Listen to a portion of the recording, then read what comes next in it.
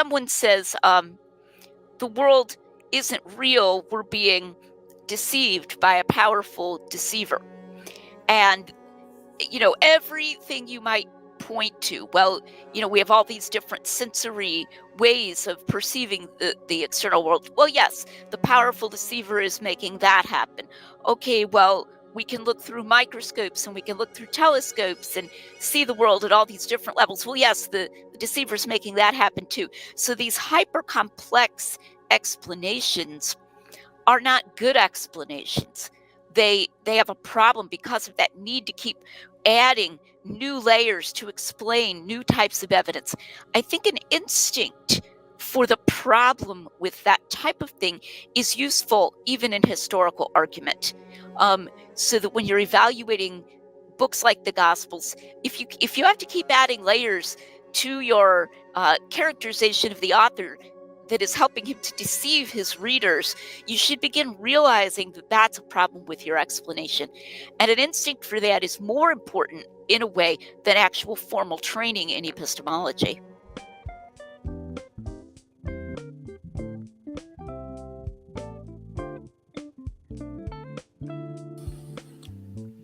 Hello friends, my name is Mikhail Bakumov and this is R+F Podcast in Ukraine.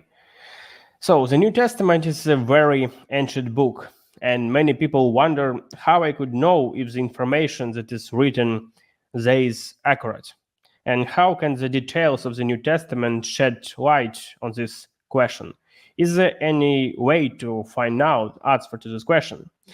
An expert on this subject, Dr. Lydia McGrew, believes there is such a way to find answer, and today we are going to talk to her about it. Dr. Lydia McGrew is a widely published analytic philosopher and author. She received her PhD in English from Vanderbilt University in 1995, and she has published extensively in the theory of knowledge, specializing in formal epistemology and its application to the evaluation of testimony and to the philosophy of religion.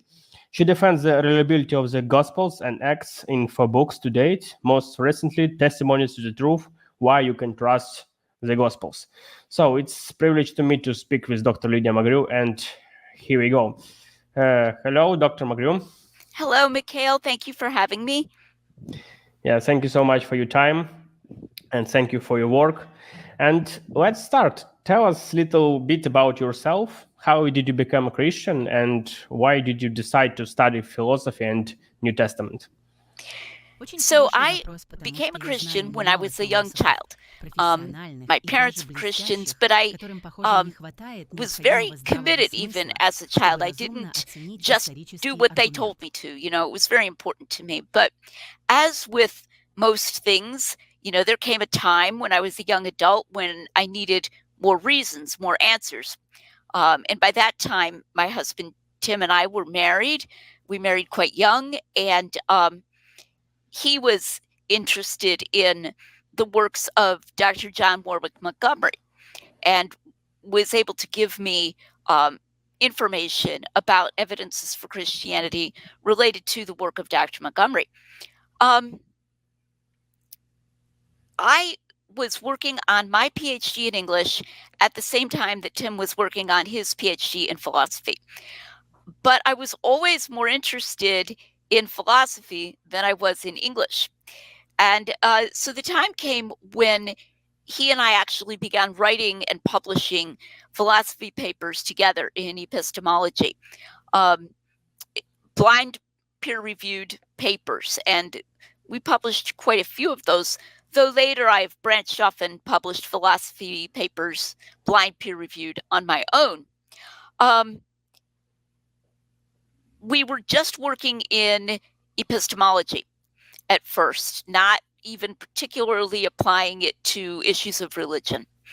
But there came a time when, shortly after we had begun working in probability theory, which is more formal epistemology, a friend drew our attention to a section of Dr. Alvin Plantinga's book, Warranted Christian Belief, in which Dr. Plantinga actually criticized the historical argument for Christianity, because he was promoting his Reformed epistemology instead. And he specifically criticized Richard Swinburne and said that that historical argument didn't work. And the nature of his criticisms were such that he clearly thought it would apply to any historical argument for Christianity. And our friend said, you are well placed to see what's wrong with this and to answer this. So we actually did. We found some mistakes, just outright mistakes in epistemology that Plantinga was making, and we responded to them. And that got us an invitation actually to write an article on the resurrection for the Blackwell Companion to Natural Theology. We then realized how important the reliability of the Gospels was to our type of resurrection argument. And Tim received a grant from the Templeton Foundation to investigate the history of the deist controversy and the way that Christians and deists had gone back and forth in the 1700s and the 1800s.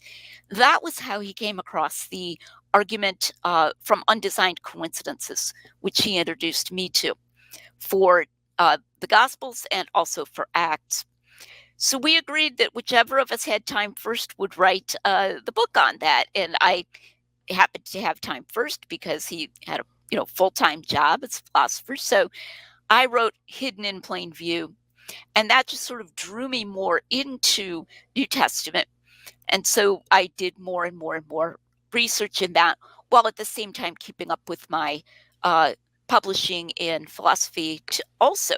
So that's just a sort of a brief history of how I got drawn step by step into these different fields. Wow, that's interesting. And we actually have Blackwell Companion in Russian translation.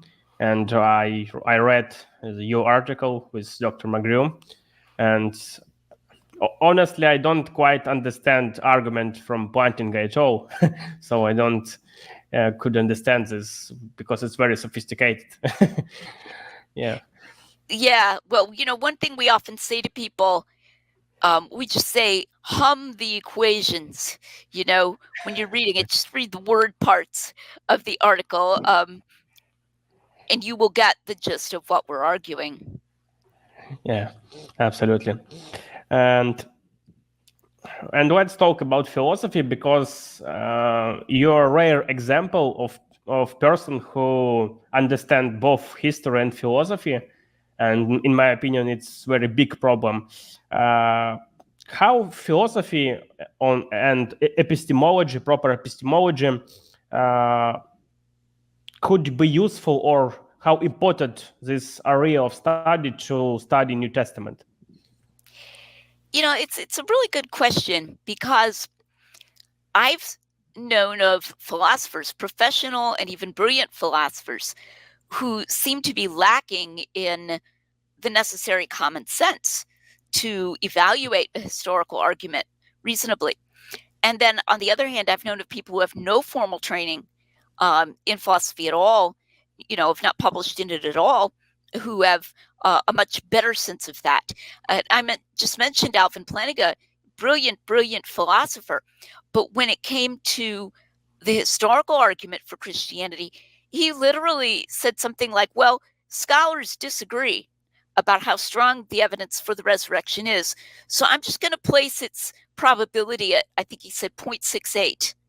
And that was a number he just made up on the basis of the fact that scholars disagree.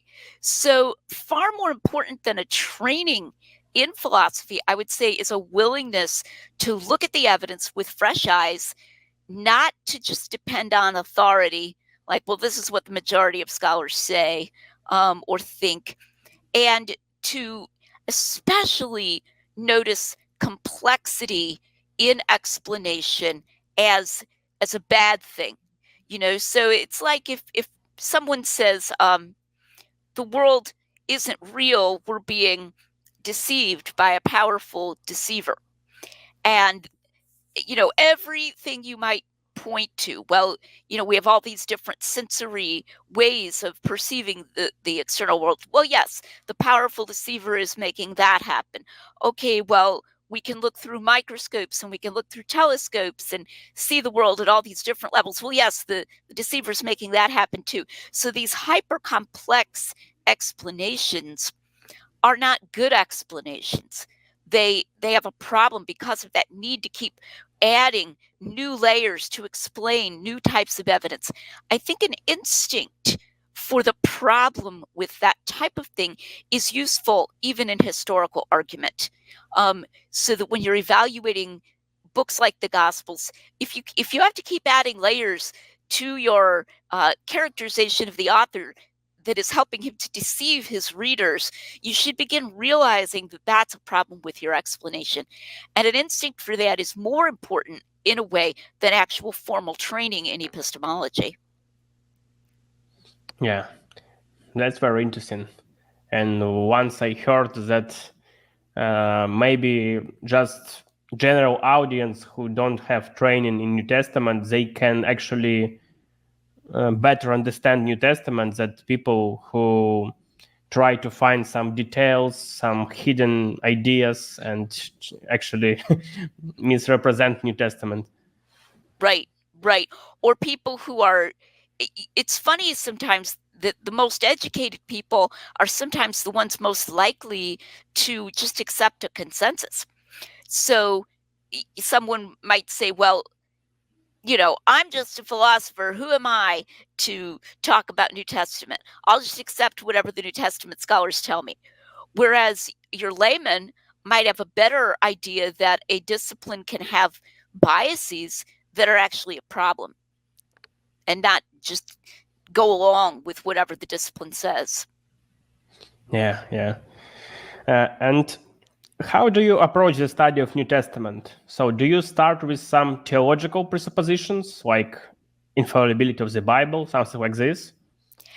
No, actually, I'm not an inerrantist anyway. I mean, even as a conclusion, I conclude that the Gospels and Acts in particular are highly reliable, but not really inerrant. I think they have small, what I call good faith errors.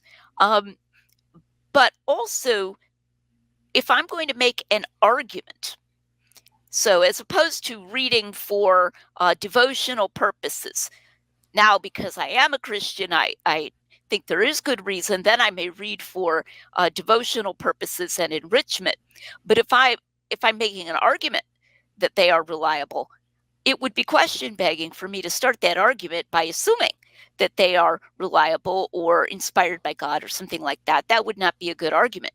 So I don't do that. I always make sure that my arguments are such that even if I'm defending a controversial conclusion, which I often am doing, I often am defending a controversial conclusion, I'm nevertheless doing it on grounds that I think someone should be able to see without making some kind of commitment of faith to begin with. Okay, and when we, for example, have a question about miracles, you goes like agnostic or like already believer that it is actually possible that miracles happen, something like this. Well, something you realize in epistemology is that you're going to have evidence pointing in many different directions. So, for example, the cosmological argument for the existence of God, that can operate independently of the evidence for miracles. That is independent evidence that a God exists who could perform miracles. So we can think of that, I'll sometimes draw arrows, going in both directions. That's an arrow going towards the existence of God from something that's not even a historical document. But then over here, we have the evidence that we get from the Gospels, from Acts, from the testimony of the disciples, that some miracles actually occurred. Well, that evidence is evidence for the existence of God as well, but it's from a different direction. So in the end, of course, we're going to try to put all this evidence together. So it's not always helpful to say, do you start agnostic or where do you go from? Because I am who I am now on, February 16th, 2024. I have certain beliefs that incorporate all of my evidence put together. But when I make a certain argument, I try to be very self-conscious as to what that argument is assuming and what it is not assuming. So if I'm making a historical argument, I can say, well, yeah, in the end, you're going to want to take into account the cosmological argument as well, that provides evidence that there is a God. But right now, I'm just looking at the historical side of it. What kind of evidence does that by itself provide? And then in the end, we want to put all of that together. Yeah, that's right. And let's talk about your latest book, Testimonies to the Truth. Why you can trust the Gospels? I read this book recently, and thank you for your book. So let's start with this question: what external evidence shows that the New Testament is reliable? There are so many different categories, and this is something I like to say to people. You have categories within categories within categories. So you have, as you just mentioned, external evidence. That's a category. Then within that, you might have geography, customs, mentions of rulers, place names, name statistics, and then within that, for geography, you might have the way that something is mountainous or at sea level, but you also might have the name of a location. So we've got, it's kind of like a hierarchical structure, and that's what's so cool, because that creates a very strong interlocking web of evidences. So I'm just going to name a few things here, and I made a couple notes. One thing to realize is that we must not have an anachronistic view of just being able to go and look stuff up, right? Like you could not just go to a library and use your library card and check out an atlas and say, oh, okay, that's the name of that place, and that's this is in a mountain, and okay, I'm going to put this stuff into my historical novel that I'm making up. It wasn't like that. While there were things that are called libraries, there were not card catalogs. There was no internet. So this is very difficult. Even if someone did want to deceive and make up a story and put in details, which we don't have evidence of people doing at the time, nonetheless, it would be very difficult to get these kinds of details. So here's one example. Cana was a little town in Galilee that is mentioned only in John. It was not famous. It was not something that people would be knowing all over the Roman Empire. Oh, yes, I know Cana. So it's not even going to impress anybody for you to name it. John mentions Cana. He not only mentions that it exists, but whenever somebody goes from Cana to Capernaum, he says, and they went down to Capernaum. And in fact, Cana is in the hills. All of the proposed locations right now for biblical Cana are in the hills in Galilee, but Capernaum is at the edge of the Sea of Galilee. It's actually below sea level. So John weaves this into his stories in a way that is very natural. He doesn't seem to be self-consciously doing it. But if someone really lived there, that is how they would describe it. You would really go down from Cana to Capernaum. That's just one example. We find Jesus, as a matter of customs, condemning the Pharisees. He says, you tithe your mint and your dill and your cumin, these little herbs, very difficult to tithe. And then he said, and you've neglected the weightier matters of the law, the truth and mercy and justice. Well, we find in the Talmud actual references to tithing coming, and how you would tithe it, how you would decide how to tithe it. So that's accurate to the culture. It's an external confirmation, but it just comes up very naturally in Jesus' condemnation of the Pharisees. And then I'm just going to mention one more, the name statistics argument, where we find, this is something Richard Bauckham has developed, we find each document contributing a few names. Like this document might mention 3 people named Joseph, and then this document might mention 2 more people named Joseph, and so forth. When you put these together for the Gospels and Acts, you find as a body of work that they're reflecting very accurately the popularity of certain names in that place and time. That would be very difficult to do as a matter of faking. And on my YouTube channel, and then the podcast, my audio content gets put to the podcast. I've been doing a long series on a recent attempt to refute that name statistics argument and why that attempt to refute it doesn't work. And we know these name statistics, again, externally from collections of names by a scholar from Israel named Tal Ilan, not a Christian at all. So those are just some examples of the types of external corroborations that we have. Yeah, thank you so much. And I really like your idea that actually some ordinary people like me, we can actually just read New Testament and see some details, some I don't know, some ideas that without any background education we can see that actually this is a really good example of eyewitness testimony. It looks like these people know this stuff and something like this. So it's not necessary to be a scholar to see that it doesn't look like a fantasy or like something like this, and it is important. Yes, and you have to be willing to dive in and read those things, right? But then if you've got common sense, you can evaluate them. Yeah, absolutely.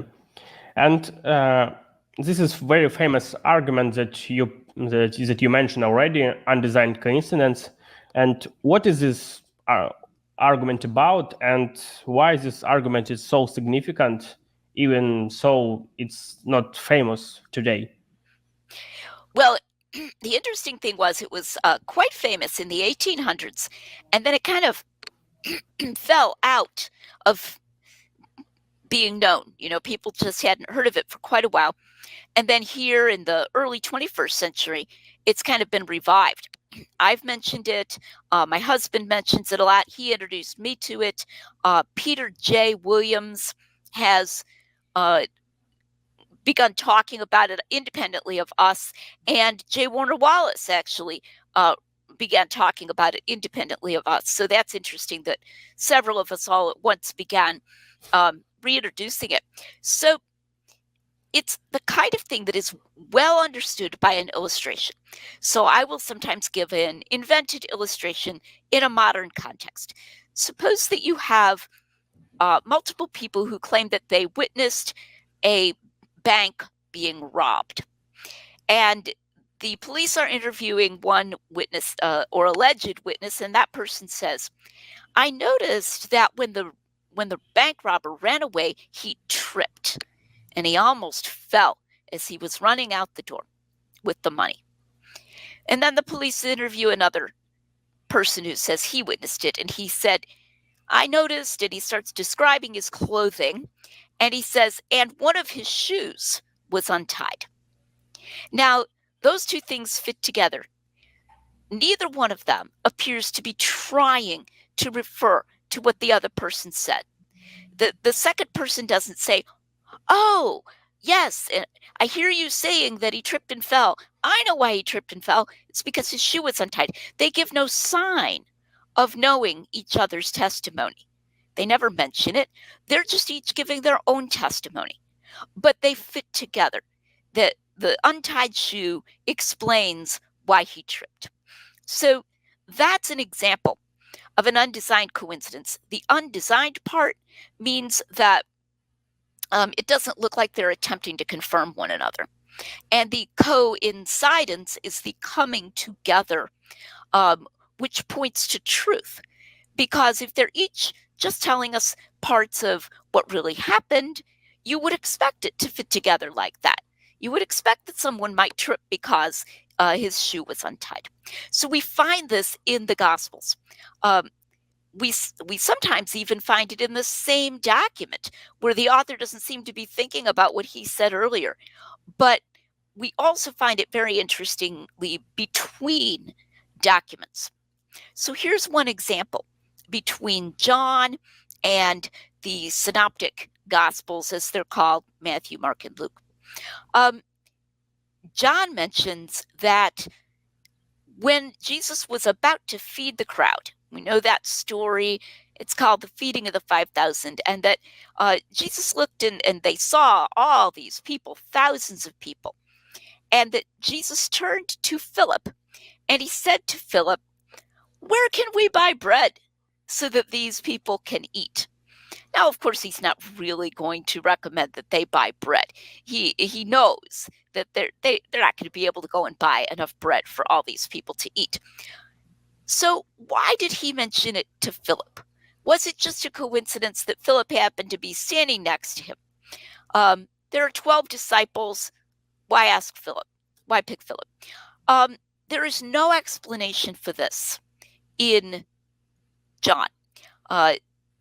Elsewhere in John, in two places, totally different contexts, he mentions that Philip was from the town of Bethsaida. Well, so what? What does that have to do with the feeding of the 5,000? John doesn't mention this in connection with that story. He doesn't say that it happened anywhere in the vicinity of Bethsaida. He doesn't say anything like that. And so we can't see the connection yet. When we go over to the synoptic gospel of Luke, Luke mentions that this event, this alleged event of the feeding of the 5,000, took place in the region around the town, near the town of Bethsaida. Now we can put those three things together, that Jesus was, if he was going to, shall we say, tease one of the disciples and say, "Hey, where should we go to buy bread?" And of course, Philip replies, "We can't buy enough bread for all these people." But the person that he would choose to ask might be someone who was from that vicinity, because, "Hey, you're from around here. Where should we go to buy bread?" But you have to put together things from completely different documents to come up with this suggestion. John does not appear to be self-consciously even thinking of the location of the feeding of the 5,000 when he mentions Jesus' question to Philip. So that's an example of an undesigned coincidence in the Gospels, and you can see the resemblance to the story of the bank robber and his shoe that is untied. Yeah, so we like thinking like detective to find out, and it's also like very easy to imagine this situation in real time. So when we like imagine what happened, it looks like it's real story. So it's very Realistic. I think. Realistic. Yeah. So it's almost like when we see this TV series Chosen, and we can imagine how it's happened. Sure, to make it vivid. Yeah. And just for clarification, do you think that it's not helpful to see this evidence apart from each other? For example, when people speak only about empty tomb or only about appearance. So your argument, like, we should summarize all of them in one case, something like this? Ultimately, you have to base, and you should base, your beliefs on all the evidence put together. And evidence can certainly be stronger when put together than when seen apart. In fact, undesigned coincidences are a very good example of that, because just reading that Jesus spoke to Philip isn't any evidence for the feeding of the 5,000. So what? It doesn't tell us anything about whether this really happened, to just say he happened to ask Philip. And just reading that Philip was from Bethsaida, that doesn't provide evidence for the event. And just reading that the event took place near Bethsaida doesn't by itself provide evidence for the event. It's when you put it all together that then you say, oh, this could explain that, and that is why this makes somewhat of an argument. And then, as I was saying before, that argument is part of a larger set of internal evidences, which is part of a larger set of internal and external evidences for the Gospels and so forth, that we're building it up by putting all these different types of evidence together. Yeah, absolutely. And why I ask, because skeptics often they say that I can explain this one, but it's question about not just apart this evidence, but how can you explain all of the data together, something like this. Mm-hmm. Exactly. And we find that with undesigned coincidences. I've seen, people say, there's another undesigned coincidence about the grass being green. Mark mentions that the grass was green, and John mentions that it was around the time of Passover. And that's the grass isn't always green there. I'm not saying it's never green, but it isn't always green all year round. And it would fit really well for it to be around the time of Passover. You'll see a New Testament scholar will say, oh, Mark put in the reference to the green grass because he wanted people to think of Psalm 23. He makes me lie down in green pastures. And what they don't realize is that doesn't explain the undesigned coincidence at all. They're telling a story about why they think Mark, made up the green grass, right? But how does that explain the way that it fits together with the time of year? It doesn't even attempt to explain it. It doesn't even begin to address it. So there is that kind of narrow short-sightedness, not realizing that you're not really explaining the fitting together of the evidence. Yeah, absolutely. And so one of the maybe most popular objection to this kind of argument that I heard, it's like, for example, when we speak about detective story, in the detective story, these people, they separate from each other. But when we speak about gospels, so most scholars speak about some pre-gospel traditions, for example, Q or L or M, these pre-gospel traditions, and they could say, for example, that they just take this one oral tradition, and some people write this down, some people write this down. So they have common source for this material. So it's not amazing at all that they have some details from this source material. I think right at first, what we need to realize is that even as you just named it, you listed Q or M or L. Mark is often treated as a source. Notice this isn't one source, okay? This is a bunch of different sources. And especially if we're talking about oral tradition isn't one thing. It's a bunch of different people telling different stories.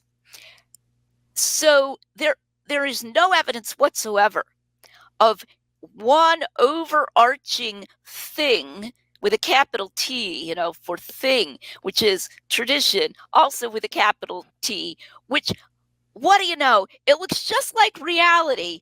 And then somehow it got broken up into all these other separate sources, Q or L or whatever. And then the Gospels are going back to this tradition that looks like reality, but it isn't really reality. And they're taking different parts of it and they're fitting together. In philosophy, we have a saying, don't multiply entities without necessity. So inventing a lost source, notice this would have to be lost because we have no such thing. A lost source that was exactly like reality, except it wasn't reality, that included, let's say, the question to Philip, the fact that Philip was from Bethsaida, and the fact that that the feeding of the 5,000 supposedly happened at Bethsaida, all in one place. and then assume that the gospel authors are grabbing bits and pieces of this from it all being in one place. That's sort of like one of those deceiver scenarios I was talking about before, that we're putting it all in some one mind when the only evidence we have is of it coming from different places.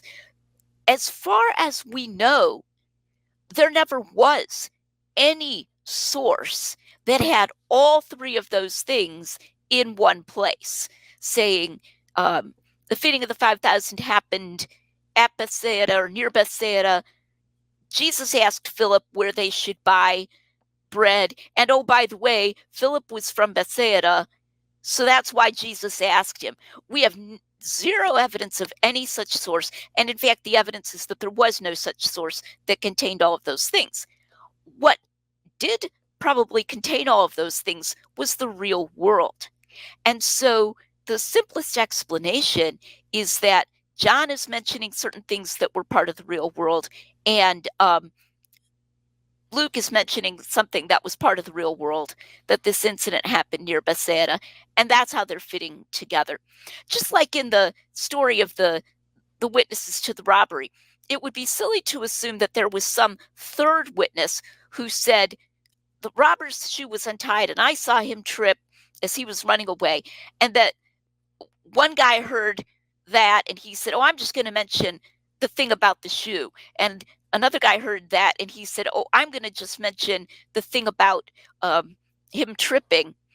Why think that? Why not just think that they both actually saw the robbery and they're telling you different parts of reality? So I think that's an important answer to that. Yeah, and it's always interesting to me that skeptics, they actually say that the gospel authors, like the apostles, they were illiterate, so they can't write, they can't write down this, and this source material is presupposed that they can have sophisticated this source. They write all the details in this source, and after this they have some redactor material. So it's always like double standards. Well, sometimes what they'll say is that that's evidence that the Gospels were written by someone else and not by the disciples, because they'll say the disciples were illiterate. But it still ends up being a very hyper complex theory. Let me give you one other example of an undesigned coincidence that I think really shows the problems with that theory. In Luke, you have a story of the disciples fighting on the night of the Last Supper over who would be greatest in the kingdom of heaven. And in Luke, Jesus rebukes them. He says that they shouldn't be like the Gentiles who exercise lordship, but instead the servant should be the greatest, and the greatest should be the servant. He says, I am your Lord and Master, and I'm reclining at the table, because that's how they ate. Who's greater, the one who reclines at the table or the one who serves? Well, I am among you as the one who serves. And it's really strange because there's no mention of Jesus serving them. In fact, it says he was reclining at the table with them. So why does he say, I'm the one who serves instead of the one who reclines at the table? Now, to make it more interesting, the redaction critics' theory is that Luke made that up and that he changed it, because in Mark, we find something somewhat similar. They're fighting, and Jesus says, you shouldn't be like the Gentiles. The least among you should be the greatest. But it happens at a different time. It's earlier. It's not that night. So the redaction critics say, oh, Luke took that from Mark, because Mark is supposed to be a source. If we want to talk about a source, Mark is supposed to be a source for Luke. Okay, that was his source. And then he deliberately changed it to a time when the conversation didn't happen at all, that he wanted to do it. He wanted to have it on the night of the Last Supper, so he moved it. And then he added the thing about reclining at the table because, it's at supper, so they're reclining at the table. So that's what the redaction critics say. So you would expect that the occurrence of that argument and the occurrence of that saying on that night would not be confirmed anywhere else, because it supposedly didn't happen on that night. Supposedly it happened at a different time in Luke's source, Mark. But when you go to John, you find nothing about them arguing, nothing about Jesus rebuking them for arguing or saying those things, but you find Jesus getting up from where he's reclining, taking off his outer garment, putting on a towel, and washing their feet, and then sitting back down and talking to them. Now that makes perfect sense of the words in Luke, which is greater, the one who reclines to eat or the one who serves? It's the one who is eating, reclining at the table, but I am among you as the one who serves. But Luke doesn't mention the foot washing, and John doesn't mention that saying of Jesus or the dispute. So that actually confirms that Jesus said something like that on that night, which is, according to the critics, something Luke made up. It's not true at all. So insofar as Luke is supposed to be making use of source material, he's supposed to be changing the facts. So the source theory doesn't help anybody there to explain why those two pieces of information fit together in an undesigned coincidence. Yeah, that's interesting. Yeah, and they always say that it's more simpler explanation, but it's not actually simpler at all when we see about all these details. Yeah, it's fascinating. And what about maybe other internal evidence that we have for the reliability of the Gospels? Do we have some other internal evidence? We do, and that's one way in which Testimonies to the Truth is new, because in my books, The Mirror or the Mask and The Eye of the Beholder, I also talked about these other kinds, but Testimonies to the Truth is shorter, and so I could say it's the first short book in which I've talked about these other internal evidences. So there are several other types that I really like. I'm just going to mention two more types. There are more in Testimonies. One is what I have called unexplained allusions. So to give an example, again, a modern invented example, suppose that I were talking to someone from Ukraine and I were telling about a car accident that I had, and I said I was on the way to a KSO concert and I got into a car accident. And then I just go on and I tell about the car accident. I don't stop to explain what is a KSO concert, okay? And KSO stands for Kalamazoo Symphony Orchestra, because I live in Kalamazoo. By the way, I never was in a car accident going to a KSO concert. This is just a made-up example. But I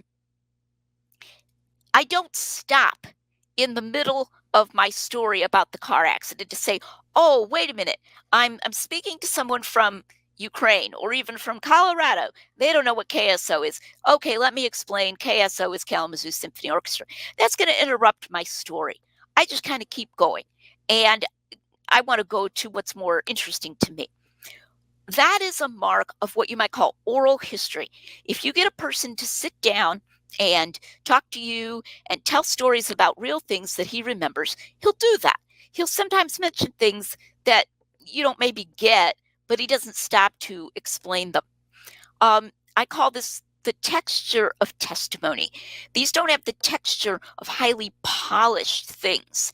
If I were writing a highly polished story of my car accident, I probably wouldn't include that unexplained allusion using the letters KSO. I would probably take that out. I would think, oh, that might distract someone. But you can tell that it's not highly polished because I'm just telling it as the story comes to my mind. We find these in the Gospels, in John especially. So an example I like to give is that John will say, Jesus and his disciples and his mother and his brothers went down to Capernaum and they stayed there for a few days. And then he just drops that. And he says, now the feast of the Passover was coming up. And he goes on to a story about something that happened at the Passover. I already mentioned going down to Capernaum as being an external confirmation, because you really do go down from Cana to Capernaum. Cana is where they were before. But the bit about they went there and they stayed for a few days with no further explanation is an example of an unexplained allusion. We're curious. Why did they stay there for a few days? What were they doing? Were they on their way to the Passover? Is that the connection to the Passover? We don't know. John doesn't tell us. That's an unexplained allusion that illustrates that he's not polishing this for an audience. He's just saying it as it comes to mind. Another example from John of an unexplained allusion. At the beginning of John 3, John the Baptist's disciples, it says they were having a dispute with a Jew about purification. And they came to John the Baptist and they said, that man that you testified to before, because John had spoken highly of Jesus, he's baptizing and many people are coming to him. So they're jealous that Jesus is more popular than their leader, John the Baptist. And then John the Baptist talks about how Jesus must increase in popularity and he must decrease. John the Baptist is humble in that way. We never hear anything more about that dispute with a Jew about purification. Like, what was it about? Was this person they were arguing with a follower of Jesus? Purification, is that about baptism? Did Jesus' disciples baptize in a different way than John the Baptist? We don't know. He doesn't explain. I don't think his original audience already knew what it was. He wasn't worrying about that. That was just the introduction to what John the Baptist had to say.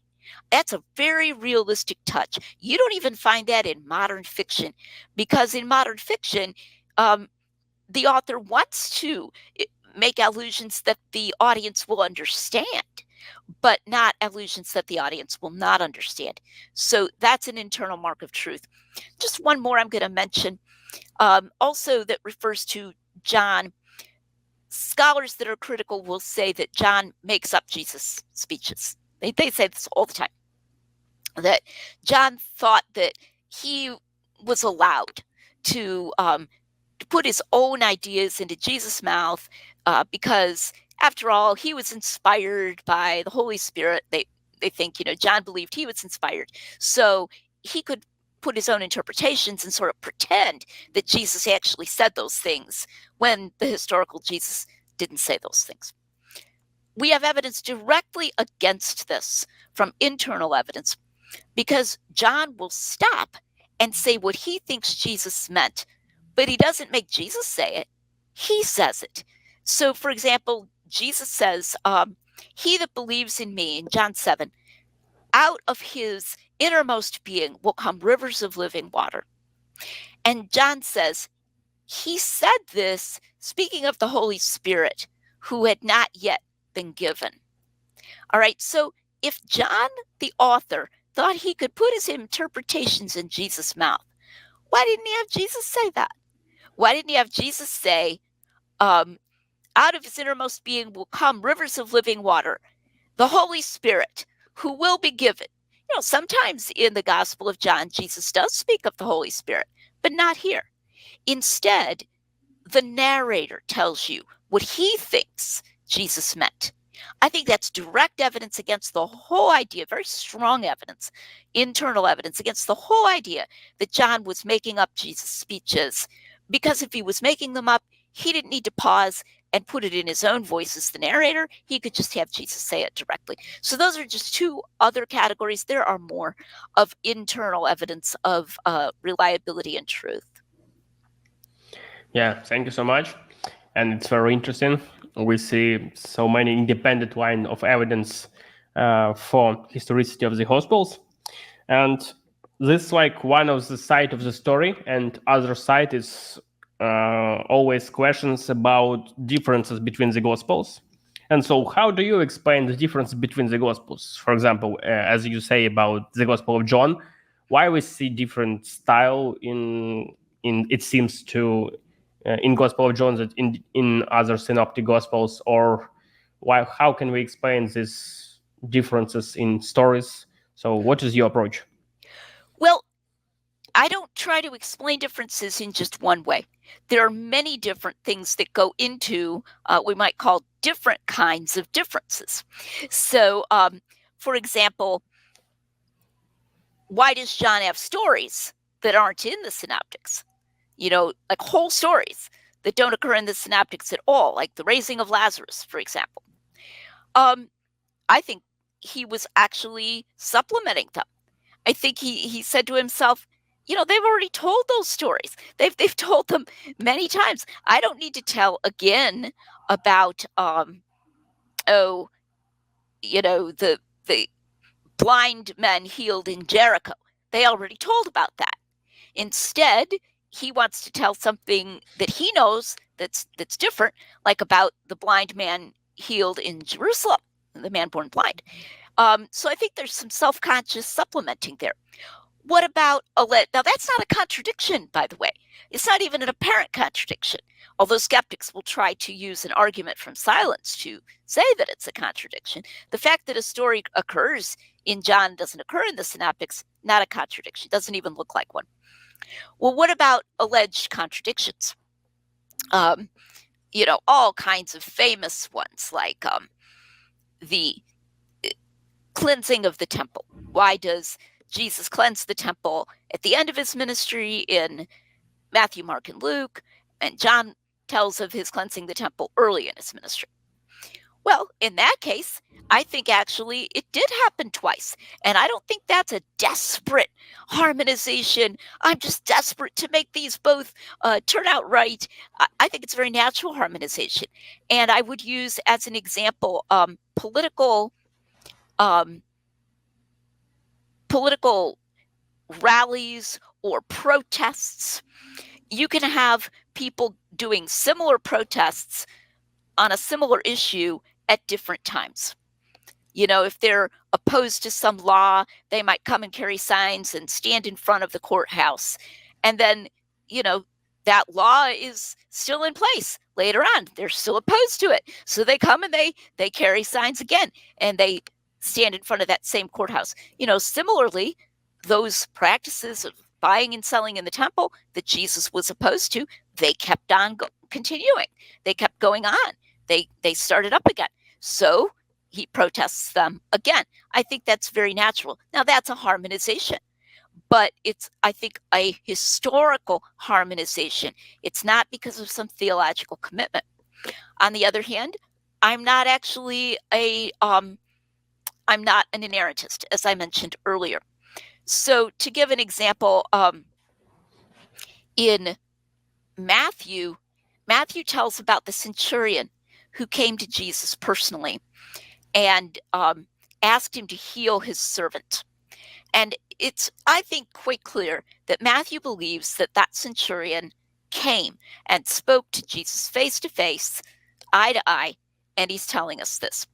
Luke tells the same story, and it's, I would say, quite clearly the same story, but Luke indicates that the centurion did not come and see Jesus face to face and eye to eye, but instead he sent servants back and forth.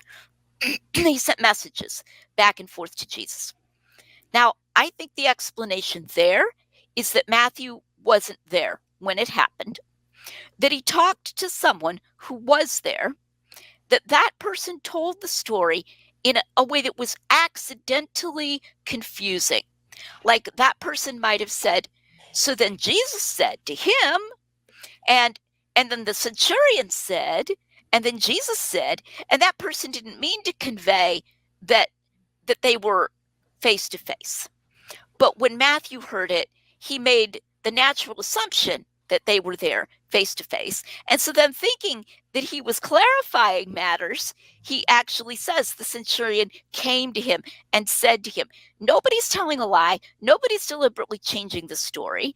It's an ordinary misunderstanding of the kind that can easily happen where everybody's trying to tell the truth, what I call a good faith error. So I think what we find is when we do have errors in the Gospels, or what I would think of our errors, they're those kinds of things that could easily result even from a very reliable person, just from a misunderstanding or misremembering or something of that kind. So as you can see, I have different strategies for explaining different kinds of differences. Yeah, okay. And I think for most people it's always a question, but does this not influence on our understanding of Bible as the Word of God if we actually think that we have some minor differences? It's not literally true. I think that's a theological question. I'm trying to approach it historically. To me, the more important question is, how does it influence reliability? And I have a video on my channel about a courtroom witness and the way that minor good faith errors don't really have a big impact on reliability, but deliberate changes do have a big impact on reliability. So if you have a courtroom witness and he says that a certain event happened on Wednesday, and under cross questioning, he's pressured on that and he's forced to admit it really happened on Saturday. Okay. And it's been years ago. Maybe it's something that happened 10 years ago, let's say, a long time ago. Now, imagine two different scenarios. In one scenario, the courtroom witness says, "Oh, you're right. I remember now. It was Saturday. We were doing similar things each night between Saturday and Wednesday, and that's how I got confused." How much are you going to trust him? Well, I think you still should trust him, because that's not only a very small thing, but it's the kind of thing that could happen to anyone. It's the kind of thing that could happen to a very, very reliable person. But now, suppose instead he says, "Yeah, I knew it really happened on Saturday. In my testimony before, I just changed it because I thought that would make a better story to say that it happened on Wednesday." Now, how much are you going to trust him? Well, I don't think you should trust him at all. He made something up. How are you going to know when he's going to think that something is going to make a better story? So that just, it cuts us loose from all of our common sense knowledge of what reliable witnesses are like. We have a lot of understanding of the limits of what kind of mistakes a reliable, truthful person is going to make. But we don't have understanding of the limits of what notion this person may have in his mind of a better story, that he's going to deliberately lie to make up a better story. So to me, that's why it's a much bigger deal to say the gospel authors deliberately changed something than to say they may have made a minor good faith error of this kind. Wow, yeah, that's interesting. I should think about this more. And what books or resource could you recommend for our listeners to further study these questions? Well, it depends on whether they're looking for something that's free or something that they have to buy. So for free, if they like channels like YouTube channels or something like that, I have a YouTube channel, Lydia McGrew, that they can look up. I also have the audio of my YouTube channel is taken and put onto a podcast, Lydia McGrew podcast. It's on Apple, Spotify. And Testify by my friend Eric Manning. That's another really good completely free YouTube channel. And his videos are short too, unlike mine. Mine are a little longer, which is good. He can make that point in a punchy, quick way. So there are those kinds of resources. As far as books, I hate to sound like I'm just promoting my own books, but I think Testimonies to the Truth is a good resource. We hope, my publisher and I hope, it will be available in Kindle soon. We hope by the end of this month. I'll be announcing that on my Facebook author page. You can follow me on Facebook, Lydia McGrew, author. a good book on the alleged differences between the Easter accounts, since we have Easter coming up, is a thin little book called Easter Enigma by John Wenham. That's Wenham. I don't endorse every one of the harmonizations he does there, but I do endorse most of them. I think he's done a good thing, what we call a proof of concept that gets used in, the business world sometimes to see if we try to harmonize these, what could we do? How could we go? And I think he quite rightly says that method is very fruitful. Unlike what skeptics think, it's a very fruitful method. So I would recommend that book. I would recommend a small book called "Can We Trust the Gospels" by Peter J. Williams. That has a number of good things. Some of my external things that I got came from that. And then if you're interested in something a little heavier, a little more expensive, on the Book of Acts, you just cannot do better than a book called The Book of Acts in the Setting of Hellenistic History by Colin Heemer. That's out. It's available in paperback. I don't remember how much the paperback costs, but it is still in print. And if you want to delve a little more into some of the issues surrounding the Gospel of John, I have a thicker book. It is available also in Kindle called The Eye of the Beholder on the Gospel of John.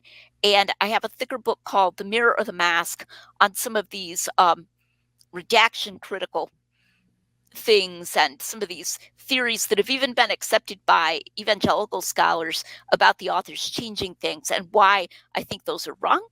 And then kind of going all the way back to my first book was Hidden in Plain View, also available in Kindle. So there's various resources at various levels of depth that, I hope people will follow, but there's plenty of free content out there as well.